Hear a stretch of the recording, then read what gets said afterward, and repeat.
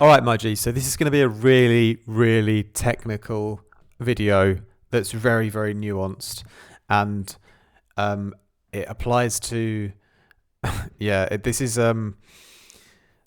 this is this is just because I want to always get the maximum sound quality, as possible. And what happens when you turn down a sample or turn down your track and then boost it is you lose sound quality. And I'm going to prove it to you now. And it's very, very subtle, but it's still true. So that's why I always advocate produce high, stay high. Don't do this like gain staging thing where everything has to be like you turning stuff down 10 dB or stuff like that. Always stay high and start high and stay high, because the goal is like really, I mean, for me, is always to get the fullest and the best sound quality possible. When you turn stuff down too much, and you bring it up again later in the mastering or whenever, just the fact that you've turned it down, when you go back up again, it's not going to be the same. And it's really, really subtle, but it's still true, right? So I've done multiple tests now, because shout out to my student Fane, because he's always asking me, he's always putting me on the spot and asking me like really technical questions, and I'm just like, I don't have the right answer for that technically. Like, I kind of know the best practice because I know what sounds best because I've been doing it for ages. But if I were to like explain it and prove it to you, it's like I have to think about how I'm going to do that. So I thought, let's do a little video for this. So just taking this drum beat, for example, right? Again, the focus is always on highest sound quality and especially the best low end power. It's really in the low end power where you'll feel the sound quality change. So we're always aiming for that low end high sound quality power. So what happens is, if you've got a beat like this at exactly 0 dB and another one at exactly the same here, so just a carbon copy, playing them together, obviously it gets super loud. But if you reverse the polarity on one of them here, phase invert both the left and right, it goes to complete silence, because they are exactly the same. There's been no changes here at all. You can see it's just complete silence. So that just kind of proves that the null test works, right? So what you do then, if you bounce out if you turn it down, and remember, this is really subtle, but because even if I show you it in an extreme way, it still proves the point. So when I turn it down 30 dB, which is pretty much as you can go on the gain on Logic here, okay, I bounce it out like that. So I can bounce out 3 different versions, or more if I want, but I've just done it on the different quality settings on Logic. Now I don't know if there's another software out there that will do a better job, but Logic does a great job at bouncing to audio, high, super, super high quality, and you'll see in a moment that even the 32-bit bounce won't give you the same sound quality once you turn it back up again. So I've bounced out 3 versions of the break at minus 30 dB on 16-bit, 24-bit and 32-bit, okay? So I've done that already. I've got them all here, And so what I've done on all of them is I've reboosted them back to 30 dB, okay? So they're all going back up to 30 again.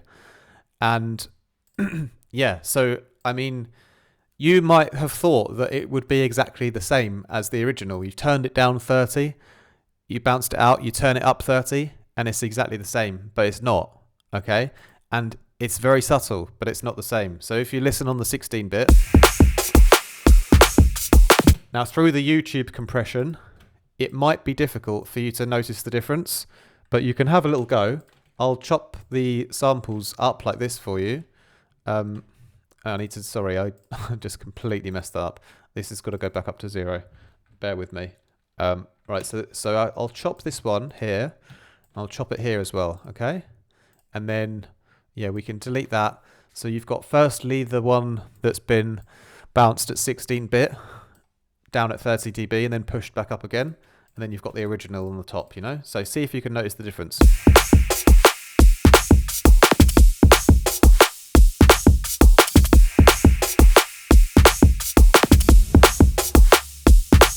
Now Now this is where, to really notice the difference, you're going to need good speakers or good headphones.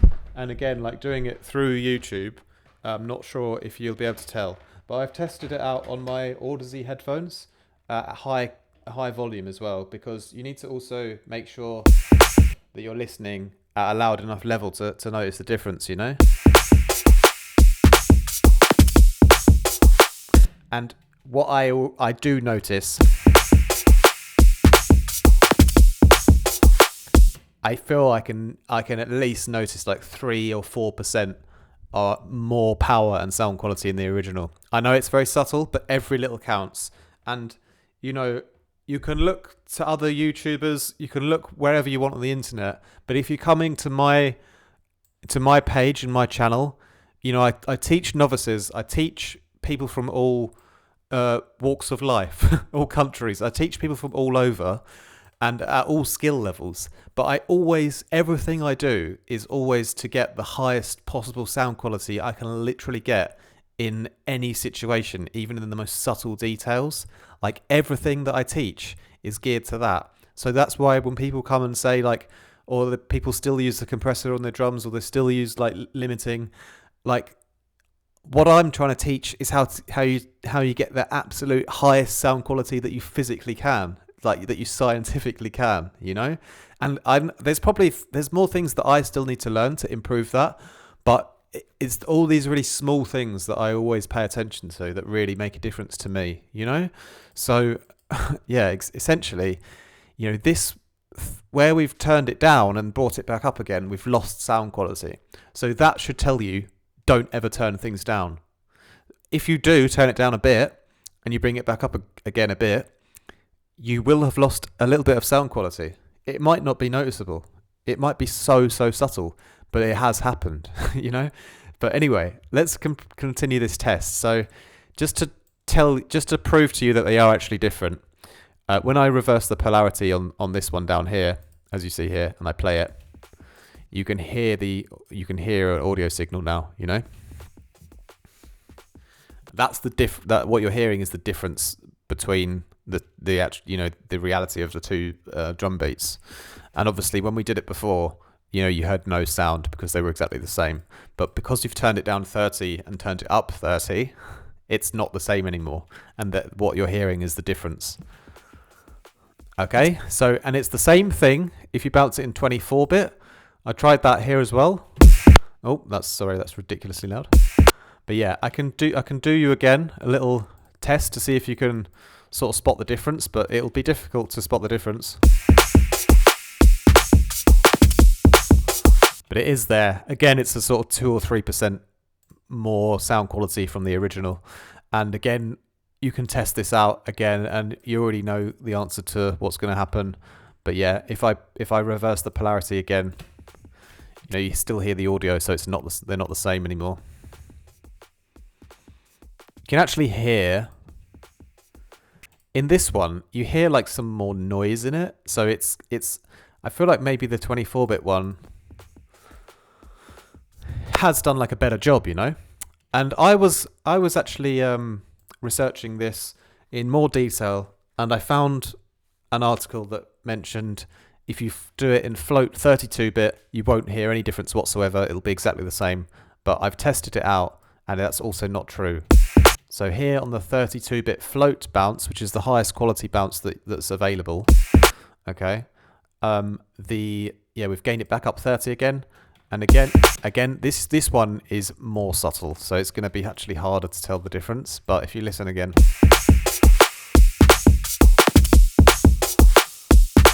I can kind of still tell. I can kind of still tell at least like 2% or maybe even 3% again, like sound quality, you know, from the original. And it was so subtle that I wasn't sure if I was tricking my own brain by thinking that, you know, because I wanted to be right. So I tried it again. I just reversed the polarity again, and again you still hear the beat. And is it different? It's kind of slightly. That one's like more noisy. This one might be. This is a little bit quieter, you know. So it does actually make a difference in which bit you bounce it out, you know. It does get closer with the float 32, but it's still not exactly the same. And so because it's not exactly the same, you know, what all that tells me is whenever I turn a sound down and then reboost it later in the mastering or wherever, I'm going to lose a bit of sound quality. So that's why I never turn anything down. You know, I start high, finish high. You know, that's like a rule for me because I don't want to have these moments where the sound quality gets reduced through a particular process, you know? And there's many other ways that you can reduce your sound quality without knowing it, like using plugins that reduce sound quality or whatever, you know? But this kind of just shows you here that that whole technique that people still do where they like, you know, they start with the loud, they've got like good kick samples and snare samples, but they turn them down -8 or -10 or to a certain standard to do the mix down at a low headroom area. And then, you know, it gets brought back up later in the mastering, you know, because they've brought it down, when it gets pushed back up in that process, you have lost sound quality. So that's why I always start loud and finish loud, even if it's super subtle. I'm all about those little subtle details that make your overall sound quality better. So hopefully that was helpful. Leave a like and a comment and share this video with your nan and and your granddad. Don't leave him out, for goodness sake. And much respect to all you guys. Yeah, have a great day. Check out the links in my video as well for preset packs, mentorship, Patreon, and mastering services. All right, that's it for me today. More from me very soon. Much love.